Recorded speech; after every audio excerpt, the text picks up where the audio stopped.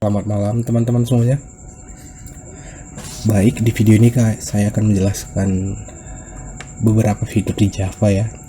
Di antaranya variabel dan komen. Komen umumnya digunakan untuk di bahasa pemrograman sendiri ya.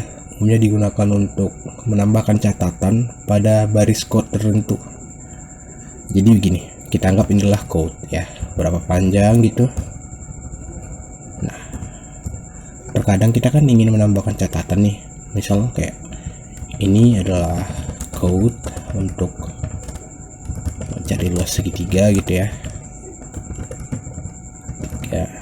Nah, kalau kita nulis gini doang nih, nah ini akan dieksekusi oleh program pada saat kompilasi. Untuk menghindari ini, itulah alasan kenapa komen hadir gitu. Jadi agar catatan yang ingin kita buat itu tidak dikompil oleh program ya, jadi kita tambahkan komen, tanda komen ya. Di bahasa pemrograman Java dan C++ sendiri ada dua bentuk komen ya. Kalau bahasa lain saya kurang tahu. Ada dua bentuk komen. Yang pertama komen per baris, tandanya double slash ya. Ini adalah komen per baris. Nah, yang kedua itu untuk menambahkan komen yang lebih dari satu baris, itu tandanya slash bintang. Kita buat dulu ya komennya. Ini adalah komen lebih dari satu baris gitu. Nah, ditutup dengan tanda sebaliknya, bintang dan slash. Oh iya, komen ini tidak akan dieksekusi oleh program, akan sekedar diabaikan saja. Ini berguna mungkin ke depannya untuk menambahkan catatan di code-code tertentu. Nanti kita akan pakai. Dan yang kedua adalah variabel. Kalau di matematika gitu ya, variabel kan untuk apa ya, sebagai bagian dari aljabar ya.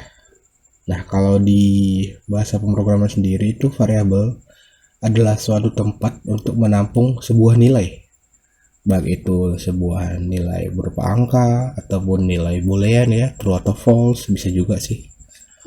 Nah, ada aturan-aturan tertentu untuk menulis variabel. Yang pertama itu variabel harus dibentuk dari huruf atau kombinasi huruf. Nah, yang kedua itu jika ingin menambahkan angka, pada penulisan variabel, tidak boleh di awal. Terus yang ketiga, tidak boleh diawali oleh tanda baca selain tanda underscore gitu ya. Tanda ini dia ya. Oke, langsung saja kita praktekin ya. Misal kita punya tipe data integer, lalu kita buat variabel misal angka gitu ya. Nah, kita buat saja di sini angka sama dengan 10. Ini deh biar gampang. Yang ini, yang integer, itu adalah tipe data. Lalu yang angka ini adalah variabel. Lalu variabel, nah ini adalah nilai di variabel. Jadi format penulisannya itu tipe data plus variabel plus nilai. Ya, nilai si variabel ya. Nah,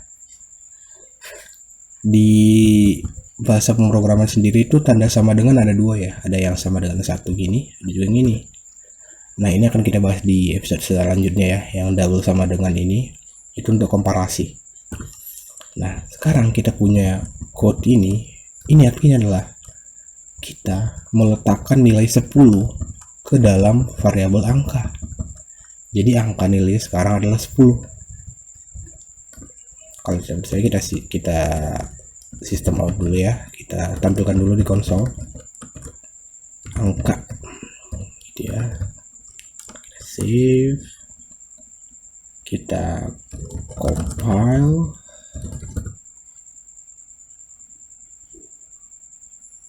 Yap, tidak ada error. Nah, itu dia. Ini adalah nilai dari angka 10.